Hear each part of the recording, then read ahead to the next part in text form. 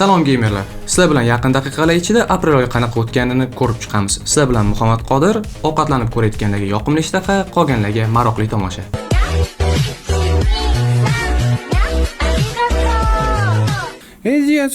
Хотя не идем. Yop, iyan. Gazenbos, ukam. Rahmat aka. Oy boshida bizni The Last of Us 2 ning kompyuterlar uchun chiqarilgan remastered versiyasi bilan xursand qilishdi. Remastered versiyalarga ikki og'iz to'xtalib ketsak, o'zi bu so'z kuchaytirish, yaxshilash deb tarjima qilinadi. Masalan, remastered qo'shiqlarni eshitib ko'radigan bo'lsangiz, soundlar yana ham boy, tozaroq bo'ladi. Xuddi shunday o'yinlarda ham remastered o'yinlarda grafika, musiqa yoki syujetga tuzatishlar kiritishadi yoki yangi avlod texnologiyalariga moslashtirishadi. Qisqa qilib aytganda, update qilingan versiya. Oh my god, bro. Oh, hell no, man. What the fuck, man? Xo'p, Naughty Dog'dagilarchi, ular nima qilishdi? The Last of Us'ni endi ultra keng monitorda o'ynasa bo'ladi. Keng monitor, yangi hissiyotlar. Undan tashqari o'yin endi Nvidia DLSS 3 ni va AMD FSR 3.1 ni qo'llab-quvvatlaydi. Yuqoriroq FPS bilan post-apokaliptik dunyoni yanada realroq va harakatlarni silliqroq his qilishingiz mumkin. PC foydalanuvchilariga yana bir qulaylik bu klaviatura va sichqonchani istagandek sozlash imkoniyati. O'zingizga qanday qulay bo'lsa, shunday o'ynang. O'yin ichidagi yangiliklarga to'xtalsak, No Return rejimi qo'shilgan. Bu o'zi roguelike uslubi deyiladi va bu bilan o'yinni yanada qizig'roq qilishgan. Bu qanday ishlaydi? Siz o'yinni har safar boshidan boshlaganingizda vazifa, xarita va hattoki dushmanlar ham boshqa joyda paydo bo'ladi. Bu menimcha kartani yodlab olib bitta liniyada yugurgandan yaxshiroq, chunki har safar har xil joyda paydo bo'lgan vazifalar sizga yangi emotsiyalar beradi, boshqa joydan kimdir topib o'ldirishingiz kerak bo'ladi. Menimcha bu yaxshiroq. Agarda siz The Last of Us olamining muxlisi bo'ladigan bo'lsangiz, sotib olishingizga aniq arziydi. Va sizni xursand qiladigan yana bitta voqea bor. HBO The Last of Us 3-mavsumi ham bo'lishini tasdiqladi. Ijodkorlar serialni 1-mavsumidagi muvaffaqiyatiga asoslanib, 2-mavsumga ham ishonishyapti.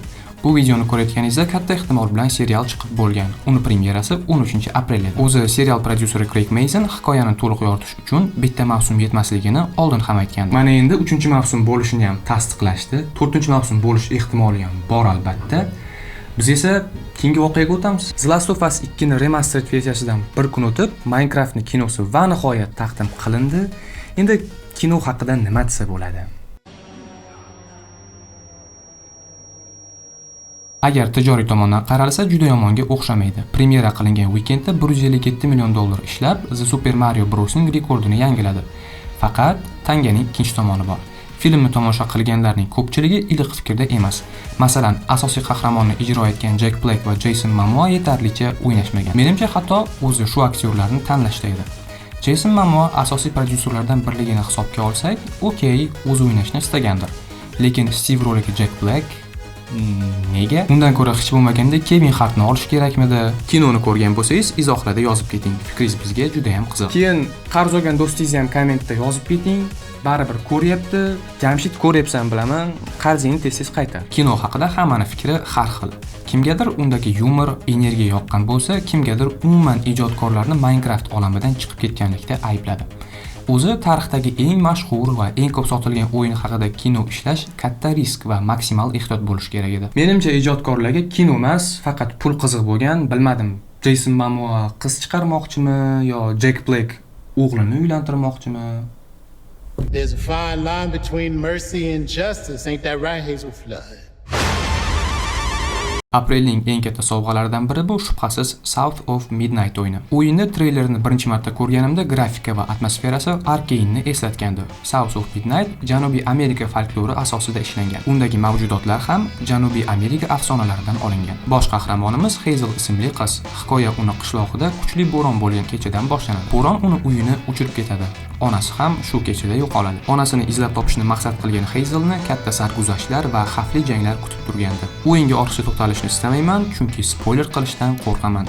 South of Midnight umumiy olib qarasak, gamerlar tomonidan ancha iliq qabul qilindi. Ayniqsa soundtracklarni rostdan ham yaxshi ishlashgan. Menimcha bu ish uchun yil oxirida ularni taqdirlashadi. O'yin Metacritic'da 92%, IMDb'da 10 dan 9 ballani qo'lga kiritgan. Bunaqa yuqori baholangan ekan, menimcha o'ynab ko'rishga arziydi. O'zi Metacritic qanaqa ishlash haqida hech o'ylab ko'rganmisiz? Nima uchun biz aynan ular qo'ygan baholarni hisobga olishimiz kerak?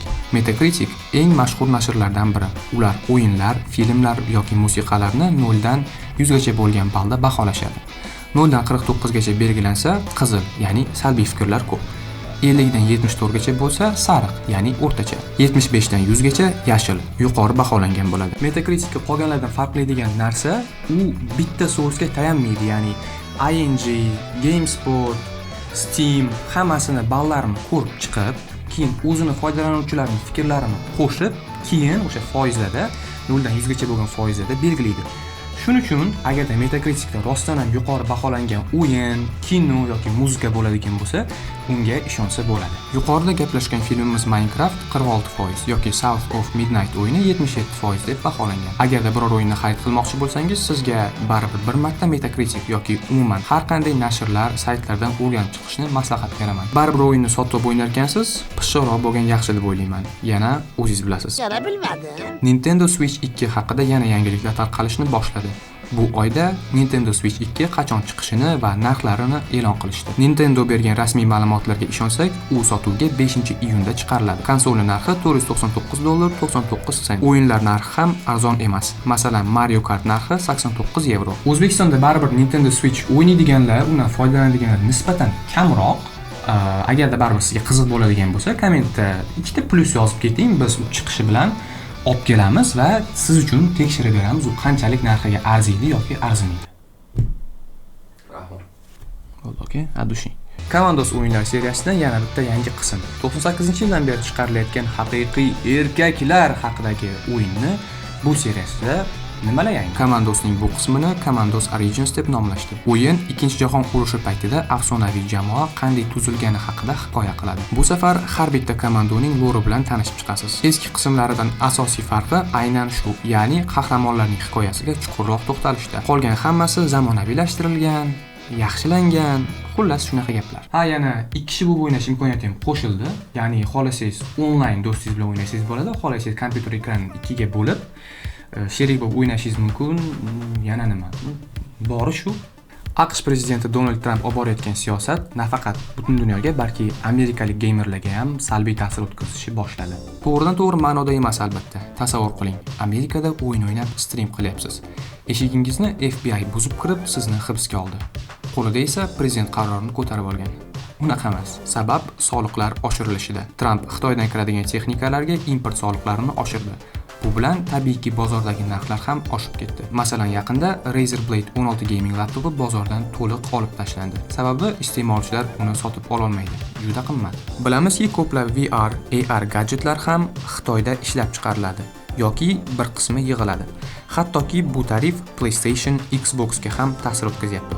Aynan shu qarorni deb Nintendo Switch 2 AQSh hududida oldindan buyurtmani vaqtincha yopib qo'ydi. Hattoki ba'zilarning taxminicha AQShdagi Nintendo Switch 2 narxlari yanada oshishi mumkin. Buni hammasini Trump Xitoyni Amerika bozoridagi ulushini kamaytirib, ichki ishlab chiqaruvchilarga, ya'ni ichki biznesmenlarga ko'proq imkoniyat berish uchun qilyapti. Agar siyosatga qiziqadiganlar bo'lsa, izohlarda yozishingiz mumkin, u olib borayotgan ishlar qanchalik to'g'ri. Mafia titli ham bu yil yangi hikoya bilan qaytayotganini eshitgan bo'lsangiz kerak. Bu safar bizni Amerikaga emas, Italiya mafiyalarining asl vatani Sitsiliyaga olib ketishadi.